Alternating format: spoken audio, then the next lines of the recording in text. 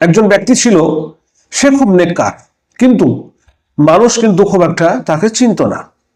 ফজরের আজান হওয়ার সাথে সাথে সে আগে মসজিদে হাজির হয়ে যেত, তাহাজ্জুদের নামাজ পড়তো, রোজার সময় রোজা রাখতো, কোরআন তিলাওয়াত করতো। তার জীবনে যেন আমল ছাড়া কিছুই ছিল না। মানুষ তাকে সম্মান করত, তার সামনে কথা বলতে একটু ভয় ভয় করত। সে নিজেও মনে মনে ভাবতো যে আমি তো চেষ্টা করছি, আর অন্যরা কি করছে। একদিন কথার ফাঁকে সে নিজেই বলে ফেললো যে আমার মতো নেক লোক এখন খুব কমই আছে।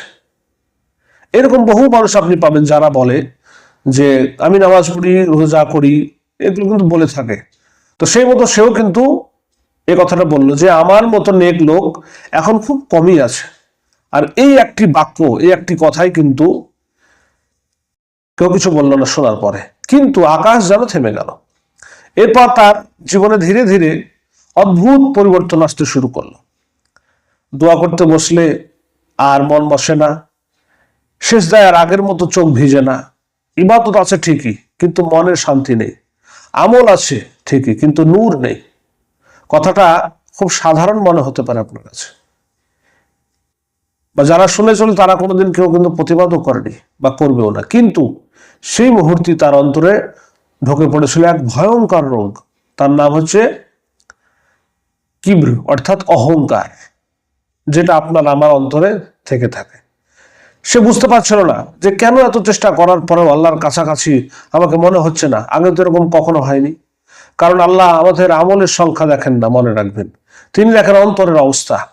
আর অহংকার এমন একটা বোঝা যা নীরবে আমলকে ভারী করে তোলে। রাসূলুল্লাহ সাল্লাল্লাহু আলাইহি ওয়াসাল্লাম স্পষ্ট করে বলেছেন যে যার অন্তরে কণা পরিমাণ অহংকার থাকবে সে জান্নাতে প্রবেশ করতে পারবে না।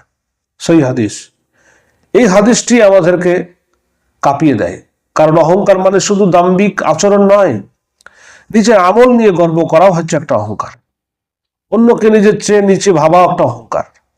নিজের ভুল মানতে না চাওয়াটাও কিন্তু একটা অহংকার।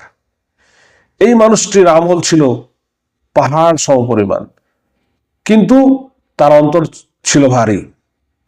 আর সেই ভারী অন্তরই কিন্তু আল্লাহর রহমত আসে না। যখনই আপনার অন্তর ভারী হয়ে যাবে অহংকারে, তখন আস্তে আস্তে আল্লাহর রহমত আপনার অন্তর থেকে বেরিয়ে যাবে। বন্ধুরা, গল্পটা এখানে শেষ নয় কিন্তু।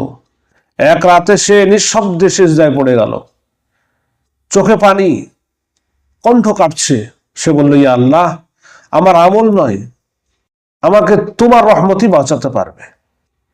সেই দিন সে শিখলো যে সবচেয়ে বড় সত্যটা, যে জান্নাত আমলে নয়, বিনয়ে এবং নাজাতে পাওয়া যায়, গর্বে নয়, তওবার মাধ্যমে পাওয়া যায়। বন্ধুরা, এই একটা গল্প আপনাকে সতর্কবার্তা দিয়ে যাচ্ছে যে নেক আমল করুন, কিন্তু নিজেকে ছোট ভাবতে হবে। আপনাকে কখনো বড় নয়, নিজের প্রশংসা নয়, আল্লাহর দয়ার আশায় থাকতে হবে আপনাকে। কারণ জান্নাত আমলে নয়, আল্লাহ তাবারক ওয়া তাআলার রহমতে আপনি পাবেন। আজ নিজেকে প্রশ্ন করুন, আপনার আমল কি আপনার বিনয় করে তুলেছে আপনাকে, নাকি নিঃশব্দ অহংকারী বানিয়ে দিচ্ছে আপনাকে? ভাববেন একা বসে বসে।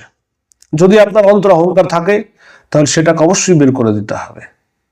তাহলে দেখবেন অন্তর শান্তি আসবে, পরিবারের শান্তি আসবে, সমস্ত রকমের সুখ শান্তি ফিরে আসবে, এবং দুনিয়াতেও সে কামিয়াবি হবে এবং আখিরাতেও সে কামিয়াবি হবে।